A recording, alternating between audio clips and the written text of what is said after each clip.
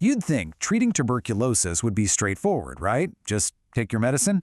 But what if the real challenge isn't the disease itself, but just, human nature?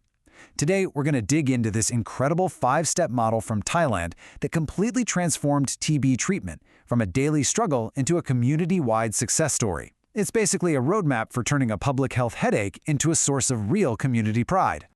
So, what is the core problem here? It really all boils down to one critical thing: making sure patients take their medicine every single day without fail for at least 6 months. It sounds so simple, but in reality, it's one of the biggest hurdles in public health. How on earth do you guarantee that level of commitment?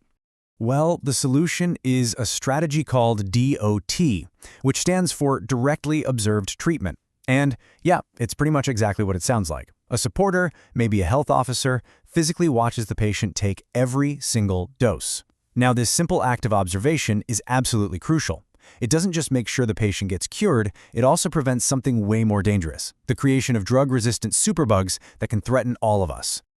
To pull this off, the Thai model uses this simple but really powerful metaphor: a 5-step ladder. You can actually see the original diagram right here. Each rung on that ladder represents a crucial phase, guiding a public health team from the very bottom all the way up to a program that basically runs itself. So, let's climb this ladder together. All right, so here's how we're going to climb that ladder. We'll start with that first crucial step. Then we'll get into building the network. After that, we'll see what they call the miracle of DOT. And finally, we'll explore how it all creates a lasting, sustainable culture. Let's get to it. Okay, let's dive right in. Rung number 1. The goal here sounds simple, but trust me, it's incredibly challenging. In one whole district, just get one single patient to complete their treatment under DOT, supervised by a health officer. Just one. This first step, well, it's everything. The source material compares this to a child's first step. It's wobbly, it's hard, it takes a ton of effort, but without it, you can't walk, let alone run. Getting this first patient successfully through treatment proves the team is truly ready. But even more important, that patient becomes the ultimate teacher, providing these invaluable real-world lessons that you just can't get from any textbook. And here's the thing. This first success really hinges on something that has very little to do with medicine.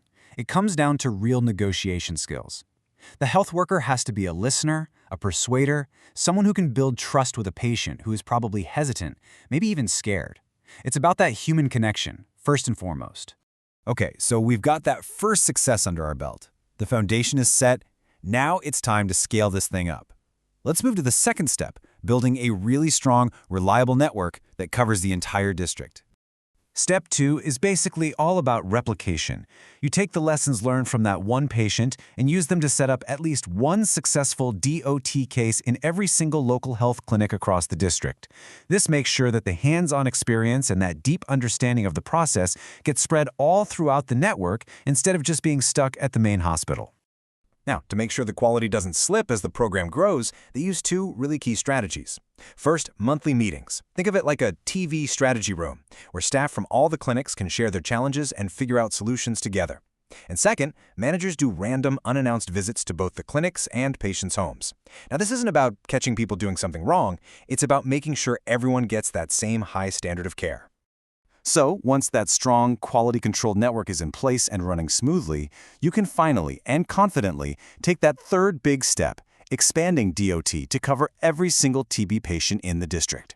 And because that foundation was built so carefully, scaling up becomes a totally manageable process. It ensures everyone gets the same fantastic care that was established with that very first patient. Now, after those first 3 steps are firmly locked in, something pretty amazing starts to happen.